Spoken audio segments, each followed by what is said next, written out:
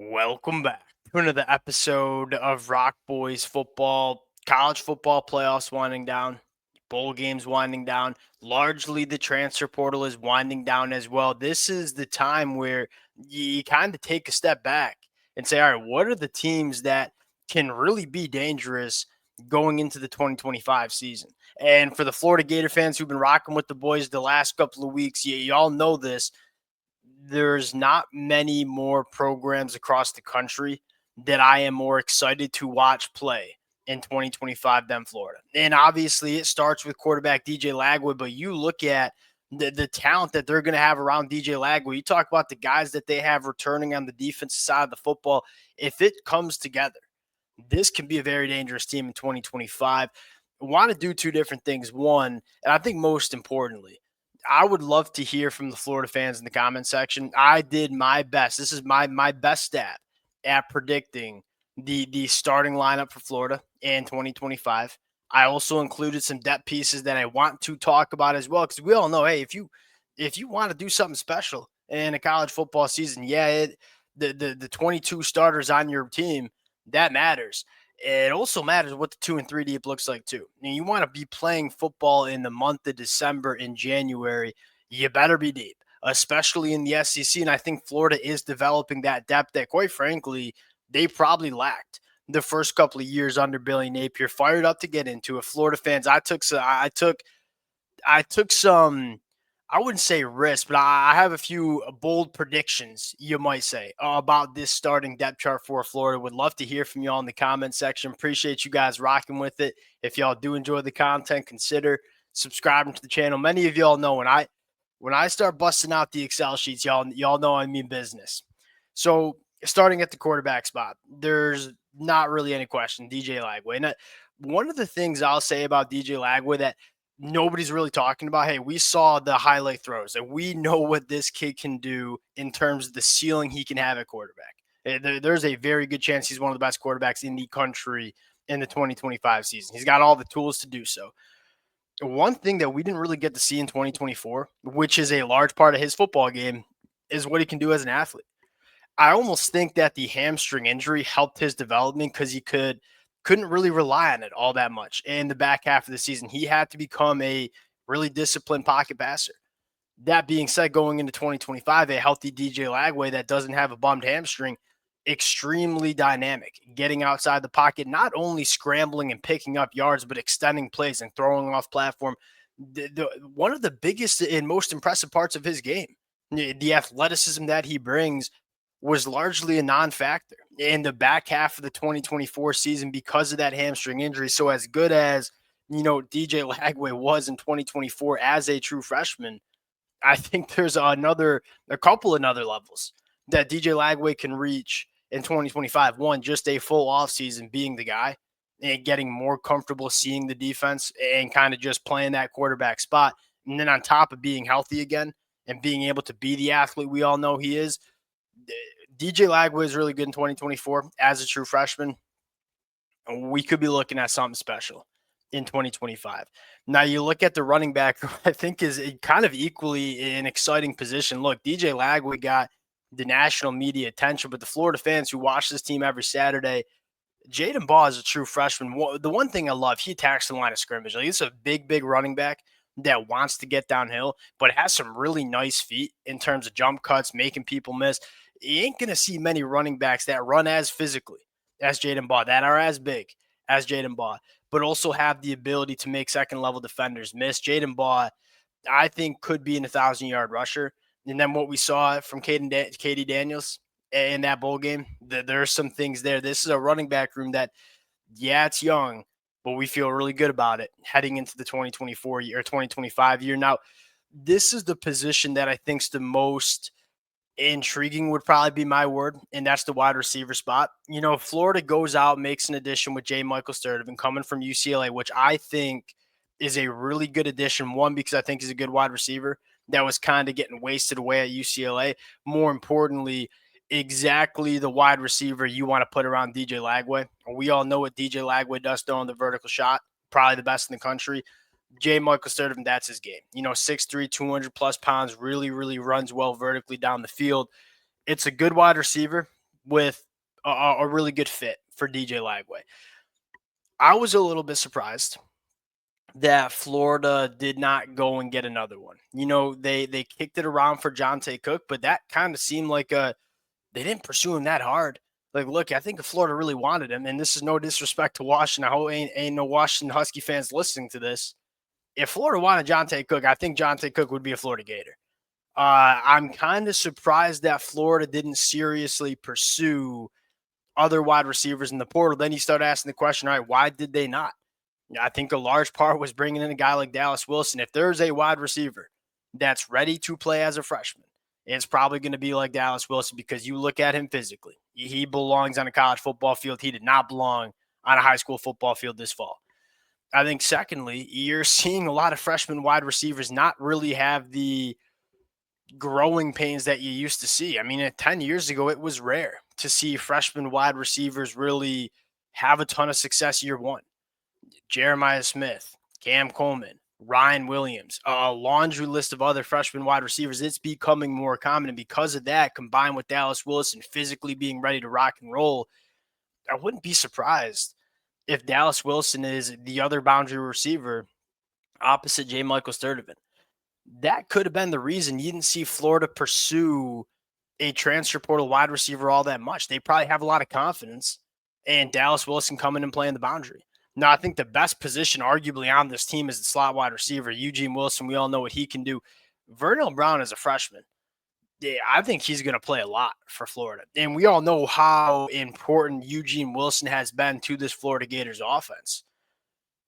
Vernell Brown, I think, can play a very similar role. And why I think I'm so intrigued by these two wide receivers, hey, we know what DJ Lagway can do pushing the ball down the field. I think if there's a step you want to see from him, it's working the short intermediate passing game a little bit better.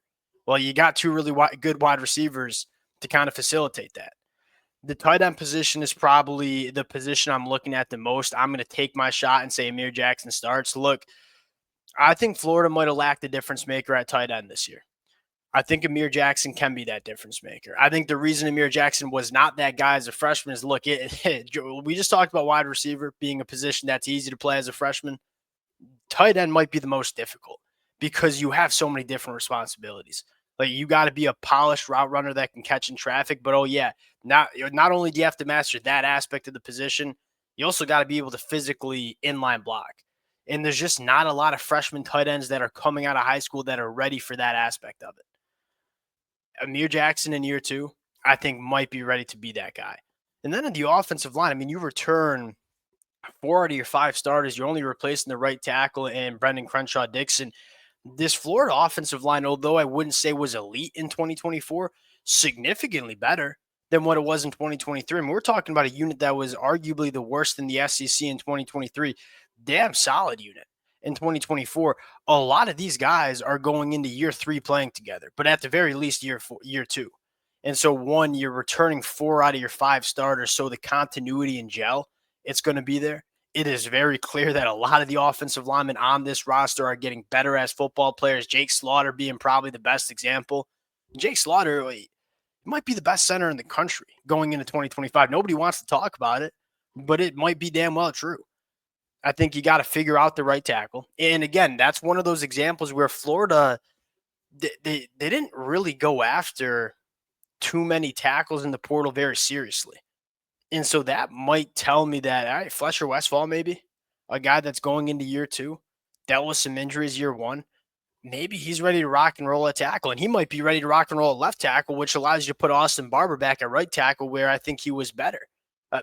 We'll see how the offensive line plays out, but then you see some nice depth as well. Devin Manuel, a guy that has played at the Power 4 level going back to his time at Arkansas. Jason Zandamela, a guy that we knew would not be playing year 1. We knew he was a project guy. I could see him working on the interior offensive line, whether it's at center or guard in a pinch. You know what your starting 5 is going to look like, or at least you feel good about 4/5 of it. But then you also feel really good about the competitive depth of the offensive line, which is, it's not fun to talk about. But again, you want to win games in November and December, you damn well better be deep on the offensive line. And I think Florida's really deep. They got a lot of veterans, guys like Austin Barber, Jake Slaughter. You also have some guys like Bryce Lovett, Rod Kearney, Jason Zanamel, that guys that you kind of feel good about coming up in terms of young talent on the offensive line. This offense, it checks a lot of boxes with what I think can be an elite quarterback. When you get that, when you get boxes checked around an elite quarterback, it's a good recipe to be having a really, really good offense. And the 2024 year, 2025 year, still getting used to it. All right, going to the defense. And this is probably the unit that I might be more excited about. Try to center this up for us. Defensive line. Getting Caleb Banks back was the biggest storyline for Florida. It's bigger than any transfer portal addition they made, by far. Caleb Banks would have been maybe the best portal player in the class. Him deciding to come back for one more year, not going to the NFL draft, took what I think would be a pretty dang big concern, which is the interior defensive lineman in terms of depth on this roster. Now you feel pretty good about it. Jamari Lyons, a guy that when I was building this depth chart, I was like, I kind of forgot he was on the roster, obviously, with the preseason injury. That's a guy that everybody was excited about going into the 2024 year. He's going to be back in 2025, I would presume, and you feel pretty good about the production he can give you. Not to mention guys like Dontre Robinson and Mekhi, who look solid as freshmen and will take a step going into year two. On the outside, Tyreek Sapp, he's an all-SEC guy, and he ain't a flashy guy. You know, he's not a flashy edge rusher, but he creates a lot of havoc as a pass rusher. He's very disruptive, and he's a hammer. You know who led Florida in run stops this year? It was Tyreek Sapp off the edge. I mean, he's about as good as it gets in terms of stopping the run on the edge, which, again, not a flashy conversation when you talk about edge rushers. You know, you talk about normally rushing the passer. Tyreek Sapp was elite stopping the run. And then probably the most exciting guy for me, George Gums. Like, what does he look like going into 2025? You saw he's the definition of that flickering light, a guy that came in as a pass catcher, made the transition at the MAC to come off the edge, just continuing to get better. You saw the flashes. Does the light fully come on for George Gums? Because you look at him and he's like, yeah, that's what you'd want to build a edge rusher in a laboratory. Can he put that on the field in 2025? I think that's an all-SEC caliber guy. Linebacker room, about as talented as you'll see in all of college football. Miles Graham, Jaden Robinson, Aaron Childs, Paul Power. You could pick who you want to start. I'd feel dang good. And I'm guessing they're going to rotate all four pretty consistent throughout the 2025 year. The secondary, I feel good about the starters. You probably have some question marks about the depth. Devin Moore and Dejon Johnson, feel really good about them on the boundary.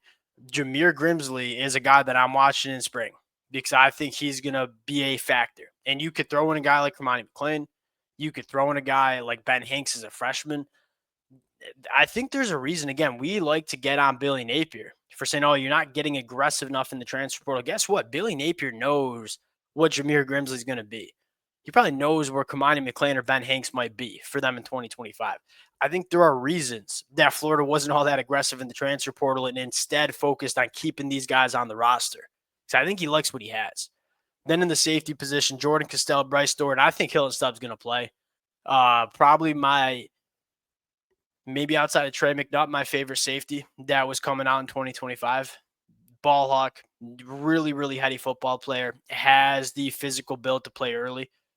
I don't know if he'll start because Jordan Costello and Bryce Stewart have a lot of experience, and they're still only going into year 3, both of them. Like, they're still getting better as football players. But Hilton Stubbs, I think, is a difference maker. I look at this roster and say, maybe there are a few positions where you want a little bit more depth. Wide receiver, secondary. When you check the quarterback box the way Florida does, when you check the offensive line box the way Florida does, this team's going to be competitive in the 2025 season, really competitive. Now, how good can they be? That's what we're going to find out. That's what we're going to talk about throughout the offseason. This is one of those rosters that I look at and say, I'm fired up to see what they can be in 2025. We'll cut it there. Hey, let it fly in the comment section with the depth chart. Maybe I forgot a player. I did my best not to. But if y'all got some problems with it, let it fly. I learned a ton from you guys in the comment section. Appreciate you guys rocking with it. If y'all do enjoy the content, consider subscribing to the channel. And we'll talk to y'all later. Peace.